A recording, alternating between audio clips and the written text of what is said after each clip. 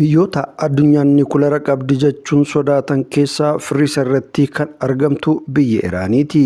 Iraanitti idileen hojiirra kan jiran loltuu 420 ta'anis waliigala raayyaa ittisa biyyaatti kan makaman miseensota loltuu miiliyoona 12 fi 600 ol qabaachuun diina isii rifachiiseera. Ashamaa akkam jirtu maatiin chaanaalii Obsaa Miidiyaa Sarvis namoonni haaraa garana dhuftan sabiskiraayib gochuun sagalee ajab nama jechisiisu dhageettu. Sagantaa keenya har'aatiin Iraan meeshaa waraanaa hangam qabdi? Raayyaa waraanaa fi iccitii sodaatamu Iraan qindeeffanneerra hanga dhumaatti nu wajjin tura. Iraan homaa waraanaa baay'ina mitii fakkaatu biyyoota giddugaleessa ba'aa keessaa hangafummaan horatteerti.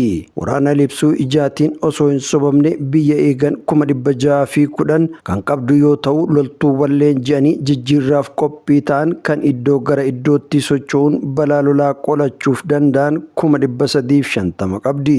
Garuu gaaffiin Iraan maaliif addunyaan sodaatamtiin namoota hedduun hibboo deebii hin arganne ta'e? Olaantummaa ardii fi uumamaa qabachuuf biyyoonni abidda oomishaa gamanaa gamasiin furguggee taphatu.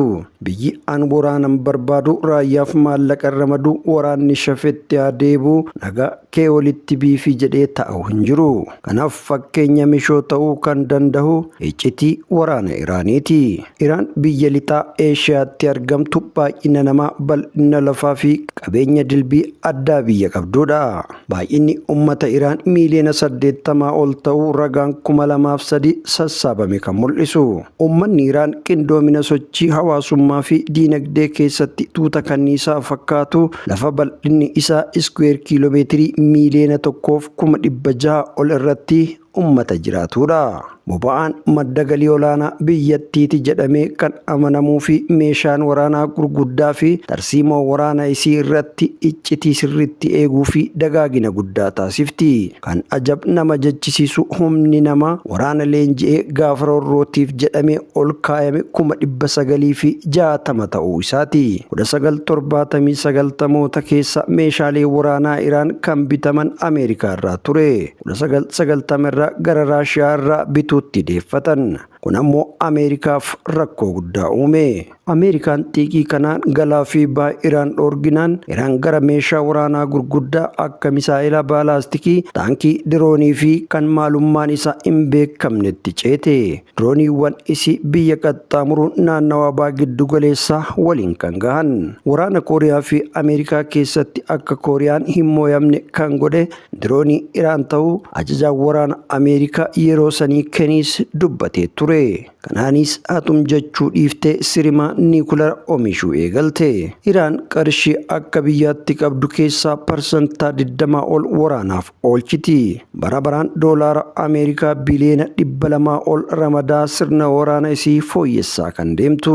Akka lakkoofsa Awurooppaatti bara 1979 heerri mootummaa Iraan labsii 146 irratti waraanni biyya kamiituu Iraan keessa jiraachuun dhoorgaa wanti biraa hafuuti dhimma nageenyaatiif illee taanaan kan jedhu baasee raggaasise. Ameerikaan 2012 meeshaa risaa fakkaatu hojjettee ergitus isa lama yooma san Iraan kuffifte. 2015 xiyyaara waraana Raashiyaa kan Siiriyaatti ergame qacam gochuun erga samiirraa lafatti liccisiiftee booda gamtaa humna waraanaa 65ffaa erguun Siiriyaa gargaarte. Kanarra darbuun 2016 immoo doonii Ameerikaa daangaa Iraan gama iddoo lafaa risiitiin seeni humna eegduu isiitiin to'atte. Kun mallattoo fi gocha Iraan biyya addunyaa bulchina jedhan Iraaniin kan sodaataniifi. Jedhi jennaan 2021 gama miidiyaa Iraaniin magaalaan oomisha misaayilii baalaastikii fi meeshaalee waraanaa Iraan addunyaatti mul'atte.